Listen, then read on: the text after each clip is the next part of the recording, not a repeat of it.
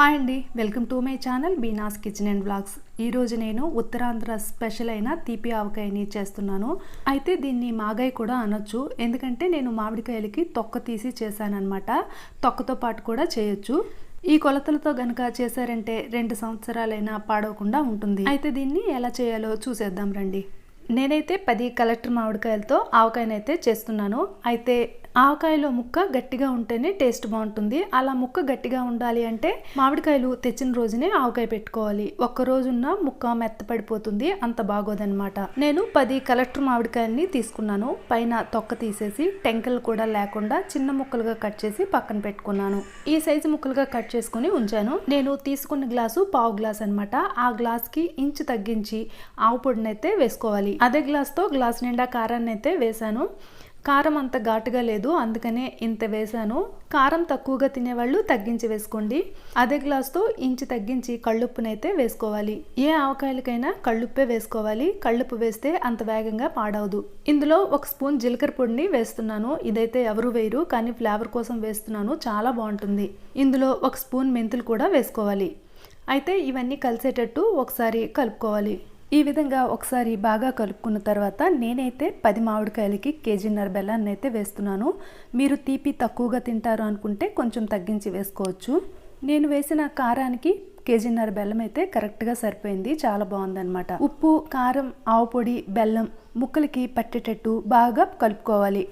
ఈ విధంగా బాగా కలిసేటట్టు కలుపుకొని ఇప్పుడు ఒక ప్లాస్టిక్ డబ్బాలో కానీ లేదంటే పింగాణి జార్లో కానీ వేసుకొని 3 రోజులు మూత పెట్టి ఉంచేయాలి. ఈ 3 రోజులు రోజుకొకసారి కలుపుతూ ఉండాలి. 3 రోజుల తర్వాత బెల్లం అంతా కరిగిపోతుంది.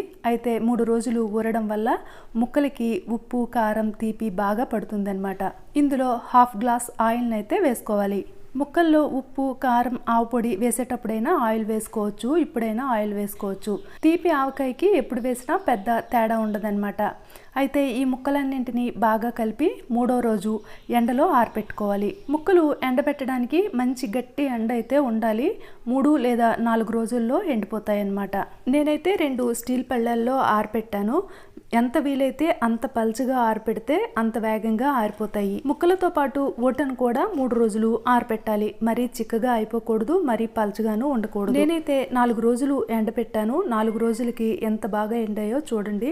ముక్కలు చూడడానికి తేనె కలర్లో చాలా బాగున్నాయి కదా. ఆవకాయ కూడా అంతే టేస్టీగా కుదిరింది. నేనైతే ఆవకాయలో ఉన్న ఊటని 3 రోజులే ఎండలో పెట్టాను. 4వ రోజు ఎండలో పెట్టలేదు. ఎండలు ఎక్కువగా ఉండడం వల్ల అప్పటికే ఇంకిపోయింది. ఇంకా ఇంకిపోతే ముక్కలు వేశాక బాగోదు. 4 రోజులు బాగా ఆరిన ఈ ముక్కల్ని ఊటలో వేసుకోవాలి.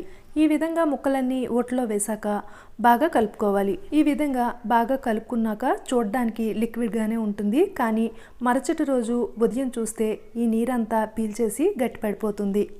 ఒకవేళ అలా గట్టిపడలేదు, ఇంకా లిక్విడ్లానే ఉంది అనుకుంటే భయపడాల్సిన అవసరమేమీ లేదు. ఈ ముక్కలతో పాటు లిక్విడ్ని కూడా ఒక పళ్ళెంలో వేసి ఒక 2 రోజులో 1 రోజు ఆరపెట్టుకుంటే దగ్గరికి అయిపోతుంది. ముక్కలన్నీ ఊటలో వేశాక నేనైతే మరుసటి రోజు చూడలేదు. 2వ రోజు అయితే తీసి చూసేసరికి ముక్కలంతా ఊటని పీల్చుకొని ఇలా తయారైంది. చూడడానికి చాలా బాగుంది కదా, టేస్ట్ కూడా అంతే బాగుంది.